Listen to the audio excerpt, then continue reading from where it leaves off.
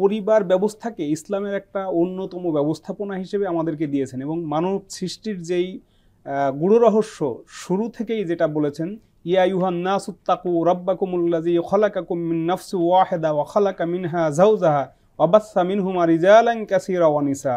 আল্লাহ তাআলা তাকওয়া পরহেজগারিতা অবলম্বন করার নির্দেশ দিয়ে বললেন, সেই আল্লাহকে, সেই রবকে তোমরা ভয় করো, যিনি তোমাদেরকে এক আত্মা হযরত আদম আলাইহিস সালাম থেকে সৃষ্টি করেছেন, তার থেকে তার স্ত্রী হযরত হাওয়া আলাইহিস সালামকে সৃষ্টি করেছেন এবং পিতামাতা এই দুইজন, আদম আলাইহিস সালাম এবং হাওয়া আলাইহিস সালাম, এই দুজনের মাধ্যমেই এই পৃথিবীতে বহু নারী পুরুষের বিস্তার হয়েছে।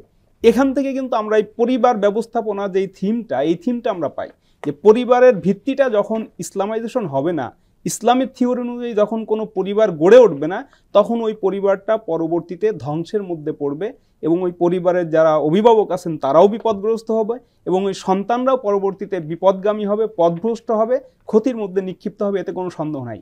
ইসলামে এই জন্য মুরব্বী প্রবীণদেরকে, শুধু পিতামাতা না, অন্য প্রবীণ যারা, তাদেরকেও রাসূল সাল্লাল্লাহু আলাইহি ওয়াসাল্লাম গুরুত্ব দিয়েছেন। হযরত আবু হুরায়রা রাদিয়াল্লাহু তাআলা আনহু দেখলেন দুইজন ব্যক্তি হেঁটে যাচ্ছেন। আবু হুরায়রা রাদিয়াল্লাহু তাআলা বললেন যে, ওই ব্যক্তি কে, তোমার কি হয়? বললেন, উনি আমার পিতা।